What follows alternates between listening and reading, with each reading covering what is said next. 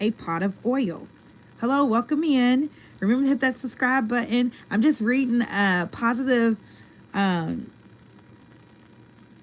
story from the Bible, and it says, so this lady is lost her husband. Hello, welcome in, and she's wondering what can she do because the creditors are coming. Now some of us know what that is. Like, now I've never bought a car on, the like where you go finance the car, but some people have.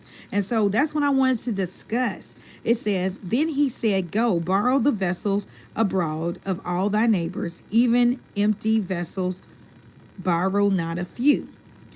And when thou art come in, thou shalt shut the door upon thee and upon thy sons, and shall pour out into all those vessels, and thou shalt set aside that which is full. So today I'm discussing unlock possibility in your life. Unlock the possibility of wealth. Unlock the possibility of 7 to 8 figures from having a business. So she went from him and shut the door upon her and upon her sons, who brought the vessels to her, and she poured out. And it came to pass, when the vessel were full, that she said unto her son, bring me yet a vessel. And he said unto her, there is not a vessel more. And the oil stayed. And in the Amplified, it says, there is not a one left. Then the oil stopped multiplying. So we all know what it's like to get a bill in the mail or get that report of, hey, you're going to lose your house. You're going to lose your privilege of living in this apartment.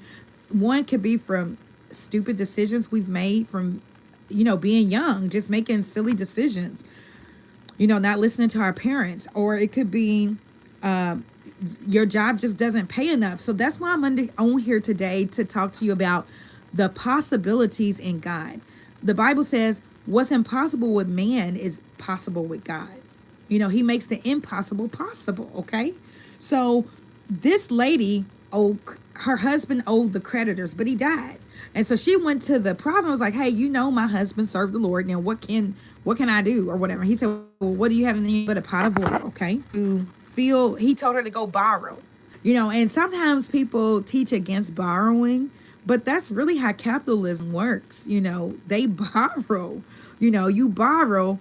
I'm not saying borrow to hurt yourself, borrow enough to get that business going if you have to. Ask friends or family, like, hey, invest in me. I promise you'll get a return. That's what Amazon did. That's what Jeff Bezos did. He actually told his people, it's going to